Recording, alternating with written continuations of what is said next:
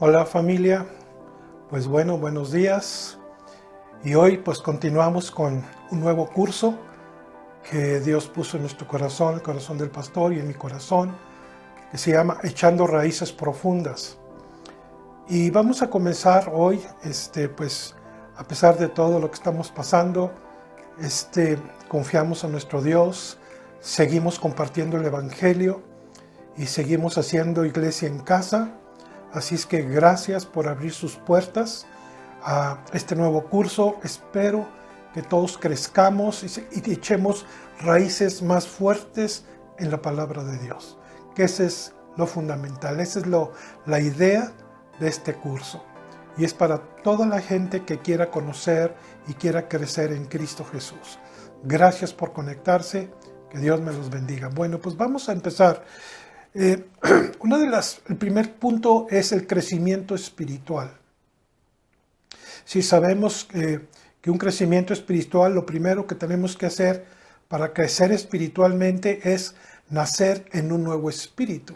Es decir, tenemos que entregar nuestra vida a Jesucristo, que Él venga a morar en nuestro corazón, pedirle perdón por nuestros pecados y nacer de nuevo. Entonces, cuando nosotros confesamos a Jesús como nuestro Señor y Salvador y lo invitamos a morar en nuestro corazón, viene su espíritu y entonces nacemos de nuevo en Cristo espiritualmente y entonces ya podemos empezar a crecer en el nombre de Jesús, en la palabra de Dios. Bien, y la cosa es, la meta de todo cristiano y de Dios es llegar a la plenitud y a la madurez del varón perfecto.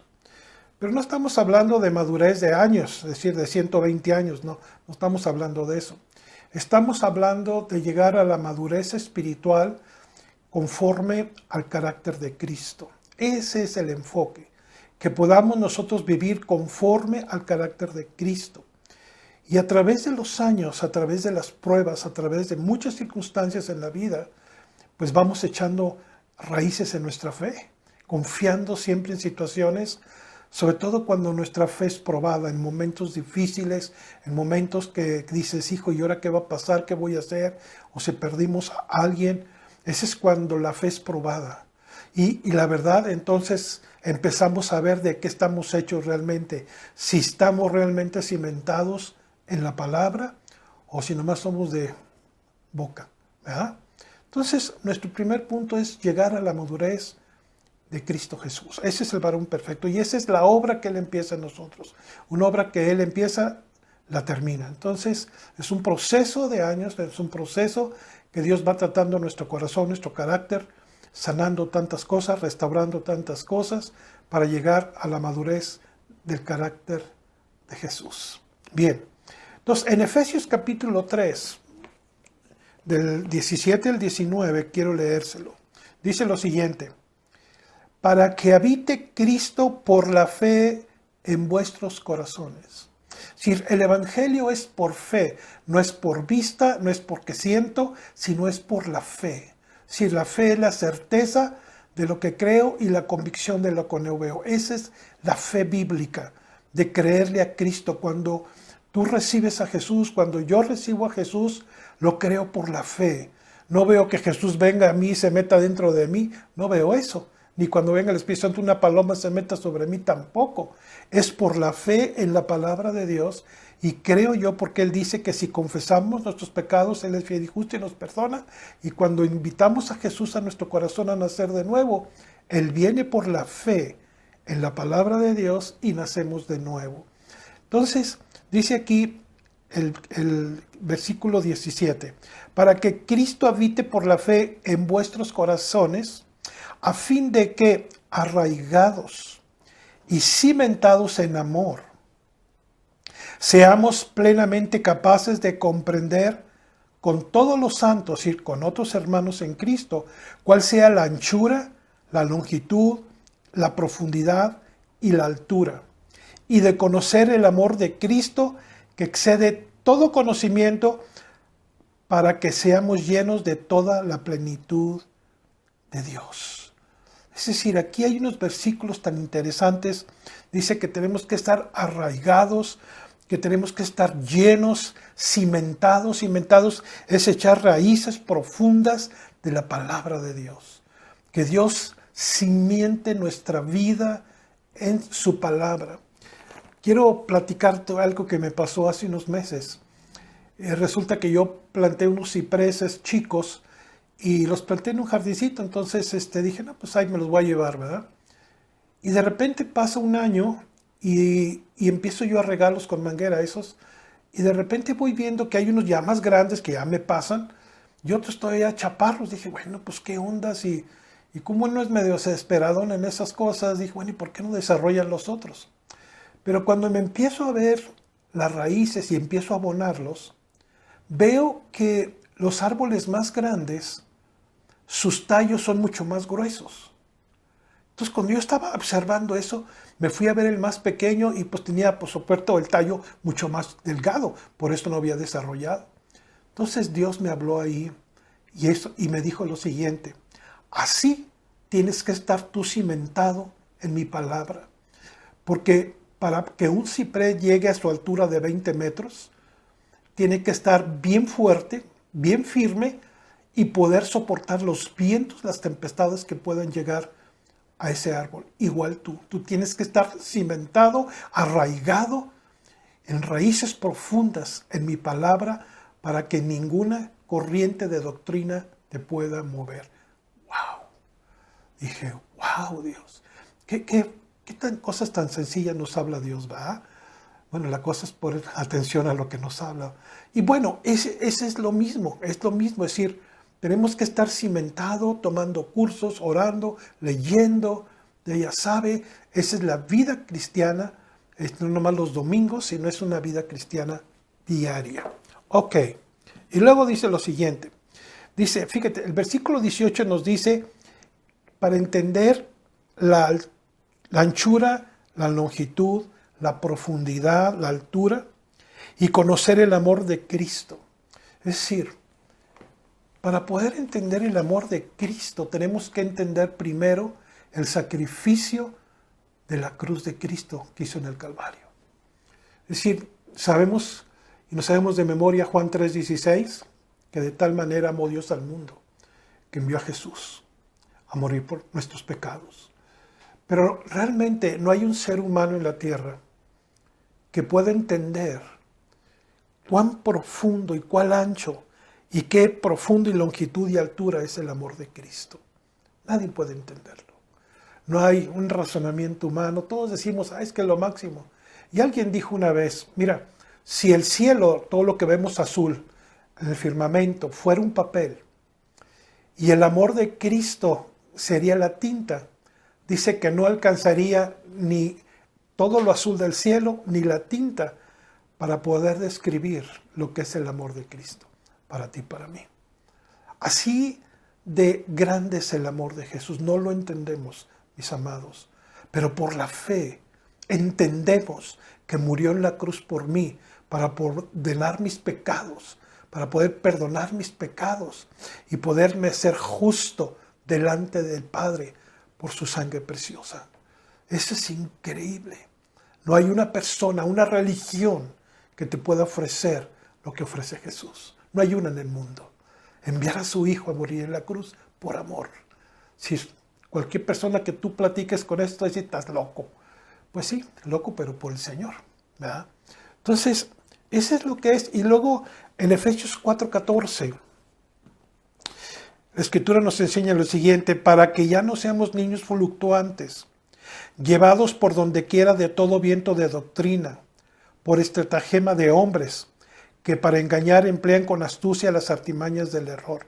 Es decir, en estos tiempos, bueno, no solamente en estos tiempos, en todos los tiempos, ha habido tantas doctrinas, dice estratagemas, quiere decir estrategias de hombres humanos para sacarnos de la fe y de la verdad de Cristo. No, hombre, pues no te vayas tan lejos de la brujería, todas las cosas orientales y bueno, usted sabe todo eso. Ya compartimos esto en el curso pasado. Bueno, todo eso son estratagemas de hombres para sacarnos de la verdad de Cristo. Por eso en los momentos difíciles, donde nuestra fe es probada, tenemos que ver de qué somos hechos. Si realmente estamos cimentados y confiados en Dios, que es el autor y consumador de la fe, entonces seguimos adelante. Pero si nos desmoronamos, es que no estamos arraigados, como Dios quiere que estemos arraigados y confiando en su palabra. Bien, ok. El siguiente punto es la senda de los justos va en aumento como la luz. Acompáñame a Proverbios capítulo 4. Aquí en Proverbios capítulo 4, déjeme leerle. Proverbios es uno de los libros muy bonitos que hizo Salomón. Versículo 18, fíjese lo que dice. Mas la senda de los justos, la senda es el camino, tu camino y el mío de los justos. ¿Por qué somos justos? Bueno, ya se lo dije. Porque el Padre mandó a su Hijo para poder reconciliarnos con Él. Porque estábamos separados de la gloria de Dios. Todos estamos destituidos de la gloria de Dios. Tuvo que enviar a su Hijo a morir por nuestros pecados para que el que cree en Él, el que cree en Jesús, tenga vida eterna. Entonces, cuando nosotros entregamos nuestra vida a Jesucristo y el Espíritu Santo nos convenció de pecado y entregamos nuestra vida, en ese momento el Padre le dice al Hijo, mira hijo, ese es uno que quiero, que he apartado. Y Cristo va, aplica su sangre y lo lleva a los pies de Jesús y lo reconcilia con el Padre. Esa es una persona justa. No somos justos porque somos buenas gentes. No somos justos porque somos muy chidos según eso. No somos justos por eso. Somos justos por el sacrificio de Jesús en la cruz.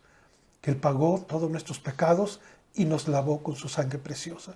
Y por esa causa somos justificados. Entonces dice que la senda de los justos, de los que hemos nacido de nuevo en Cristo Jesús, de eso está hablando aquí, versículo 18, es como la luz de la aurora. ¿Cómo es la luz de la aurora? Bueno, a mí me ha tocado estar en cabañas, en montañas preciosas, donde a las 5:30 de la mañana, en tiempo de primavera, no ahorita, empieza a salir el sol y se ve todo amarillo, precioso, todos los montes hermosos, un amanecer que dices, wow. Y a las 3 de la tarde está en el cenit, el mero punto, un calorón de esos buenos. Dice que así es nuestro caminar. Cada día tenemos que ser como ese sol que se posta en el cenil, y así es nosotros igual. Cada día de nuestra vida tenemos que crecer en Cristo Jesús. Luego dice que va en un aumento hasta que el día es perfecto. Esa es una de las cosas que tenemos que caminar como hombres justos por Cristo. Entonces, así es como la palabra nos enseña, que tenemos que ir creciendo como la aurora que se pone cuando hace el máximo sol, ahí tenemos que ser. Bien. Quiero leerte un salmo, y este salmo es un sabio consejo del Padre al Hijo, y es en el Salmo capítulo 4. Quiero leérselo porque es un salmo que a mí me encanta, y es así, es realmente un sabio consejo del Padre al Hijo. Y fíjese lo que dice. Versículo 1, Salmo 4, versículo 1. Respóndeme cuando clamo, oh Dios de mi justicia. Fíjate cómo dice, oh Dios de mi justicia. Él es el que hace nuestra justicia. Qué chido. Cuando estaba en angustia, tú me hiciste ensanchar. Dios está diciendo al hijo, hijo, si estás en angustia, búscame y yo te hago ensanchar. Y luego dice, ten misericordia de mí y oye mi oración. Versículo 2. Hijo de los hombres, ¿hasta cuándo volveréis mi honra en infamia? ¿Amaréis la vanidad y buscaréis la mentira? Luego hay una palabra que dice Shelah.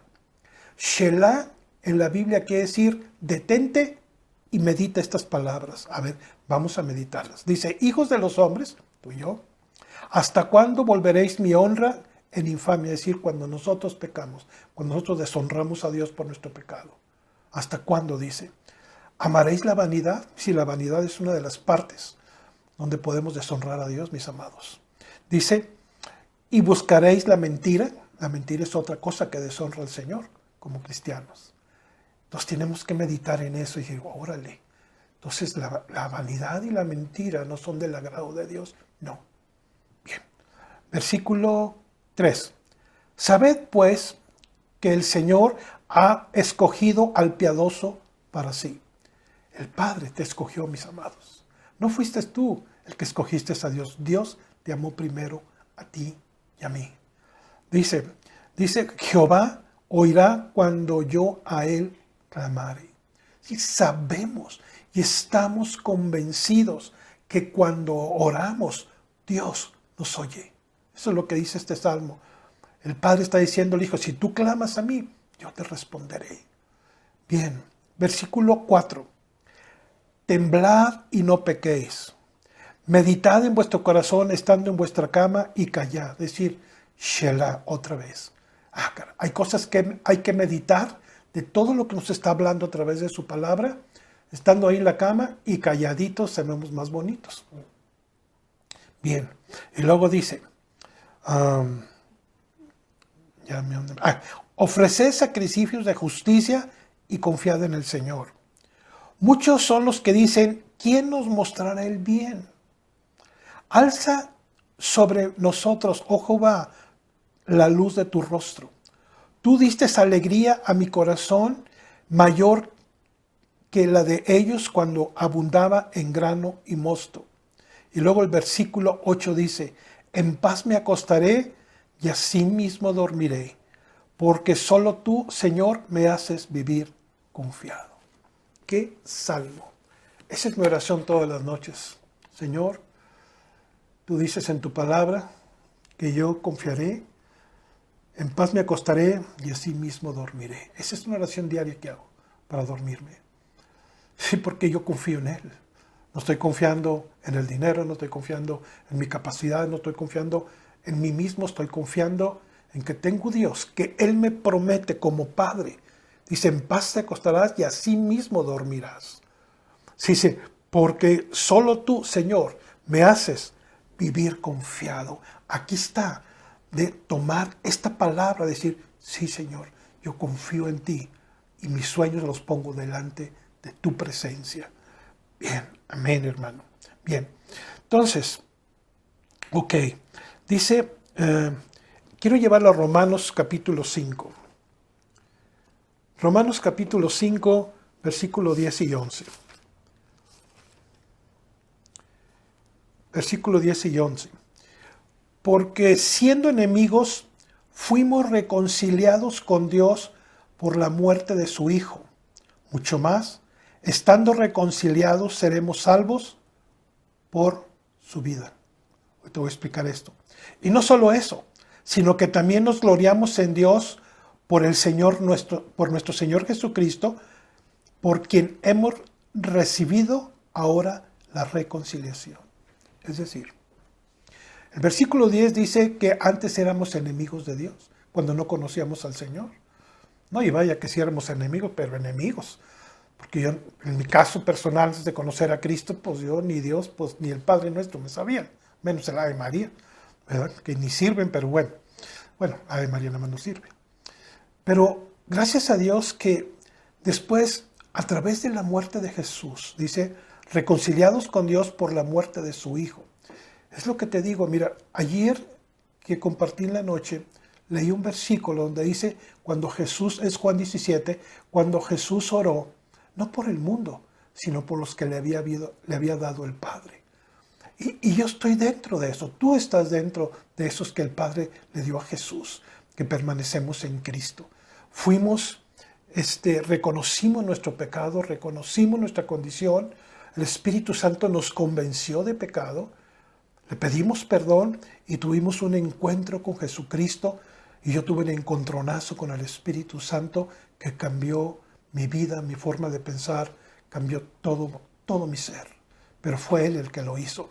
Y a través de su sangre, de su sacrificio, entonces le dice, hey papá, Jesús le dice, hey papá, mira, a gusto, ya pegué el precio por Él, ya lo lavé con mi sangre y ahora es justo delante de ti. Wow. Y yo te lo reconcilio con Él. Entonces ahora sí puedo entrar yo confiadamente a su trono de gracia para esperar el oportuno socorro que viene de parte de Él. Imagínate eso. Eso es lo que Jesús hizo en la cruz también, aparte de tantas cosas.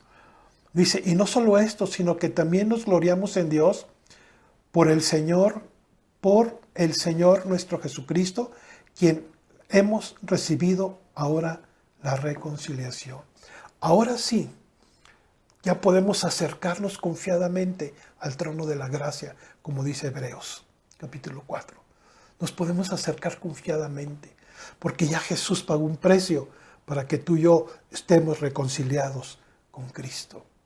Y aquí quiero hacer un paréntesis. Si tú, amado, amada, que me estás viendo hoy en este curso, y tú dices, híjole, yo quiero reconciliarme con Dios, ¿qué tengo que hacer, pastor? Pues quiero hacer una oración para que tú la repitas ahí en tu casa, donde estás, en tu negocio, donde estás escuchándome. Y le digas al Señor Jesucristo, le digas, Señor Jesús, repite conmigo esta oración, dile, Señor Jesucristo, hoy yo te pido perdón por mis pecados. Reconozco que he pecado contra el cielo y contra ti, pero hoy me arrepiento con todo mi corazón, Señor. Y te confieso a ti, Señor Jesús, como mi Señor y mi Salvador. Ayúdame y ayúdame a toda mi familia también a conocerte más. En el nombre de Jesús, amén. Tan sencillo entregar tu vida a Jesús y reconciliarte con el Padre a través de Jesucristo. Continuamos. Isaías 26:7. En Isaías 26:7 hay otro versículo también muy interesante. 26:7. La Escritura nos dice lo siguiente. El camino de del justo es rectitud. Tú que eres recto, pesas el camino del justo. Es decir, Dios está viendo todos los días nuestro caminar con Él. Ay, pastor, ¿cómo le hace? Bueno, Él es Señor. Él está en todo momento y en todos lados. Él está viendo, como dice aquí, el camino del justo es rectitud. Es decir, tú y yo debemos de caminar en rectitud. Nada de echar mentiras, sino ser honestos, transparentes, trabajadores, es decir, lo que la palabra nos enseña. Y luego, fíjate, dice, punto y coma. Tú que eres recto, Señor, le está diciendo, pesas el camino del justo. Y Dios va a pesar nuestro caminar con Él. Y nos va a honrar cuando caminamos conforme a lo que Él quiere que caminemos en su palabra. El libro de Habacuc, quiero darte el libro de Habacuc, el capítulo 2, versículo 4, dice que, he aquí que aquel cuya alma no es recta se enorgullece, mas el justo por su fe vivirá. ¡Wow! ¡Qué palabra! Mira, he aquí aquel cuya alma no es recta. Eso está hablando de una persona que no es transparente, que no es recta delante de Dios, ¿verdad? Dice, se enorgullece. Cuando una persona se enaltece, es porque es una persona que su alma no es recta delante de Dios. Pero lo dice punto y coma. Mas el justo, por su fe, vivirá. ¿Qué quiere decir esto? Nosotros vivimos por la fe, puestos los ojos en el autor y consumador de nuestra fe. Y dice, y el justo por su fe. ¿En quién tenemos fe? En el autor y consumador de su fe, que es nuestro Señor Jesucristo. Dice, vivirá. Wow. No solamente aquí. Nosotros, el día que Dios nos llame, viviremos con Él por la eternidad. Nuestra alma y nuestro espíritu son eternos, mis amados. Y por eso estamos compartiendo el Evangelio. Para no ir a un lugar donde precisamente está día y noche ardiendo y la gente en grito de dolor. No, ese es un lugar. Nosotros vamos a un lugar donde es un lugar padrísimo, la Nueva Jerusalén, que nos espera con el Señor por la eternidad. Por eso estamos compartiendo el Evangelio. Entonces el justo por la fe vivirá. ¡Qué lindo! En Romanos 1:17, quiero llevarte a Romanos 1:17. Romanos 1:17, la Biblia nos enseña lo siguiente. Déjame llegar a Romanos 1:17 y nos dice lo siguiente. 1:17 de Romanos dice, porque el Evangelio porque en el Evangelio la justicia de Dios se revela por fe y para fe. Ok. Dice, porque en el Evangelio de justicia, en este libro, llamado Biblia, se revela, fíjate cómo dice, la justicia de Dios se revela por fe y para fe. Tenemos que entrar. Mira, el temor es contrario a la fe, mis amados. La inseguridad es contraria a la fe.